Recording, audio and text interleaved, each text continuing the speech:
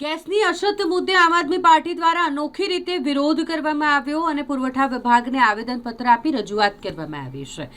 યુદ્ધની પરિસ્થિતિ બીજા દેશોમાં ચાલી રહી છે અને ભારત દેશમાં ગેસની કથિત અછત સર્જાઈ રહી છે, જેને લઈને આમ આદમી પાર્ટી આ મુદ્દો ઉઠાવ્યો છે અને વિરોધ વ્યક્ત કરી રહ્યા છે। આમ આદમી પાર્ટીના અગ્રીમ નેતાઓ અને કાર્યકર્તાઓ જેમણે અનોખી રીતે વિરોધ પ્રદર્શન કર્યું, ગળામાં પ્લાસ્ટિકના ગેસના બોટલનો હાર બનાવી પહેર્યો અને વિરોધ વ્યક્ત કર્યો છે। આ મામલે પુરવઠા વિભાગને આવેદનપત્ર પણ આપવામાં આવ્યું છે।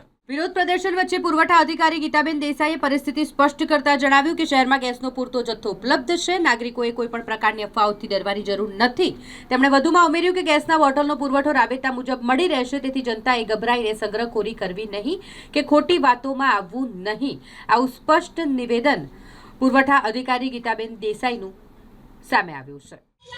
सरकार आरामમાં देश लाइનમાં सरकार आरामમાં देश लाइનમાં सरकार आरामમાં काला बाजारे बंद करो काला बाजारे बंद करो काला बाजारे बंद करो वोटर आपो नागरिकोने वोटर आपो नागरिकोने वोटर आपो। જ્યારથી આપણી આ મીઠી સરકાર આપણા ગુજરાતમાં આવી છે ત્યારથી બધી દરેક વસ્તુમાં પબ્લિક લાઇનમાં જ ઊભી છે। પછી આધાર કાર્ડ હોય, પાન કાર્ડ હોય, રાશન કાર્ડ હોય, ગમે તે કાર્ડ કઢાવવું હોય। હવે છેલ્લે બચેલું ગેસનું બોટલ, તો એ ગેસના બોટલ માટે બી હવે બધી પબ્લિક હવે લાઇનમાં ઊભી છે।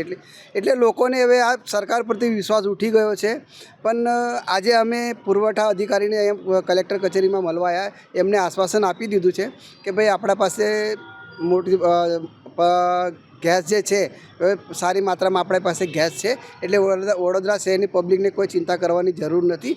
અને એ હિસાબે આજે અમે એ લોકોને આવેદનપત્ર આપ્યું અને એ લોકોએ આશ્વાસન મને આપેલું આજે। પણ લોકો તો હેરાન થઈ રહ્યા છે, ક્યાં છે સ્ટોક?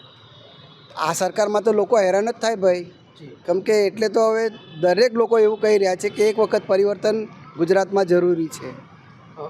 તમે શું માનો છો આશ્વાસનને લઈને?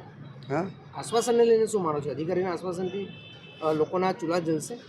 નહીં જલે, પણ હવે જોઈએ। હવે એ લોકો સાહેબે કીધું છે, 2-4 દિવસ અમે રાહ જોઈશું ને તો પછી મોટી સંખ્યામાં અમે પાછા ફરી એક વખત સાહેબને મળવા આવીશું અમે।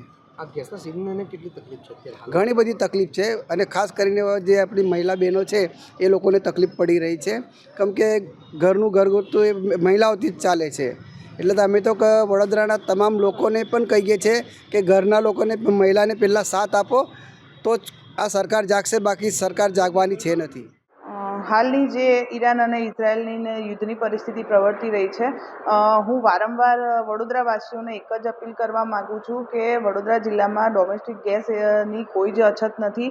વડોદરાવાસીઓને એક જ અપીલ છે, નમ્ર અપીલ છે કે તમે પેનિક ના થાવ અને તમે શાંતિથી, બધાને ઓનલાઈન બુકિંગ પણ શરૂ છે અને ગેસ એજન્સીઓ પર બિનજરૂરી લાઈનો કે તડકામાં ના ઊભા રહેશો। જેને પણ પ્રશ્ન છે, અમે હેલ્પલાઇન નંબર પણ જાહેર કર્યા છે અને એલપીજી આપણે જે ઘરેલું ગેસ છે એમાં કોઈ જ અછત અત્યારે હાલ આપણી પાસે સ્ટોક પણ સફિશિયન્ટ છે અને વીજીએલ થ્રુ અને ગેલ થ્રુ જે ગેસ આપણને પ્રોવાઈડ થાય છે પાઇપલાઇન મારફતે, એમાં પણ કોઈ પ્રશ્ન નથી।